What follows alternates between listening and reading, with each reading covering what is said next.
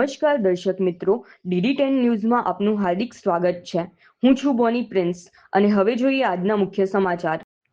અરવલ્લી જિલ્લાના મોડાસા તાલુકાના બાયલ ગામના 4 રસ્તા વિસ્તારમાં છેલ્લા ઘણા સમયથી રખડતા આંખલાઓ અને છૂટી ગાયોના કારણે વાહન ચાલકો તેમજ સ્થાનિક લોકો ભારે મુશ્કેલીનો સામનો કરી રહ્યા છે।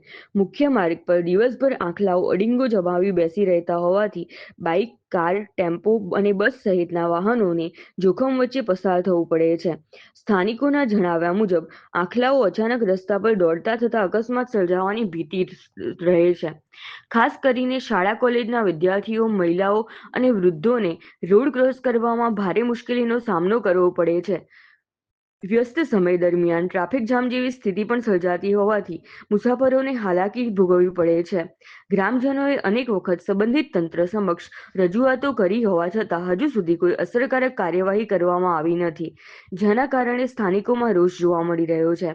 બાયલ ગામના સરપંચ કૈલાસબેન લક્ષ્મણ પરમારે જિલ્લા કલેક્ટર અને સંબંધિત વિભાગને તાત્કાલિક કાર્યવાહી કરી રખડતા આંખલાઓ અને છૂટી ગાયોને પકડી નજીકની ગૌશાળામાં મોકલવાની માંગ કરી છે, જેથી માર્ગ અકસ્માતો અટકે અને લોકોને સુરક્ષિત અવરજવર મળી રહે। હવે સ્થાનિકોની નજર જિલ્લા વહીવટીતંત્રની કાર્યવાહી પર છે કે આ ગંભીર સમસ્યાનો ઉકેલ ક્યારે આવે છે। રિપોર્ટર હસમુખ વણકર, મોડાસા, અરવલ્લી। હું નરેશભાઈ, અમારા ગામની અંદર અત્યારે ગાયોનો બહુ ત્રાસ થઈ ગયો છે।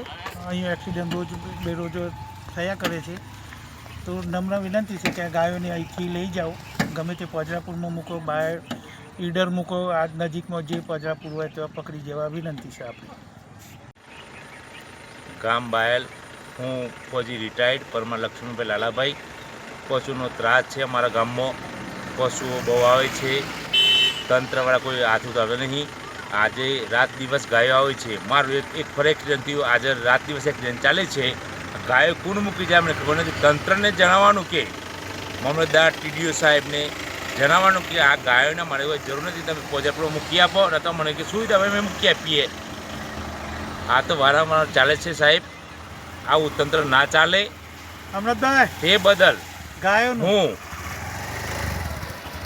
મામલતદાર સાહેબને, TDO સાહેબને, ડિસ્ટ્રિક્ટ મેજિસ્ટ્રેટને મારી નમ્ર વિનંતી છે કે આવું ના ચાલે બેન, સાથ સહકાર આપવો પડે।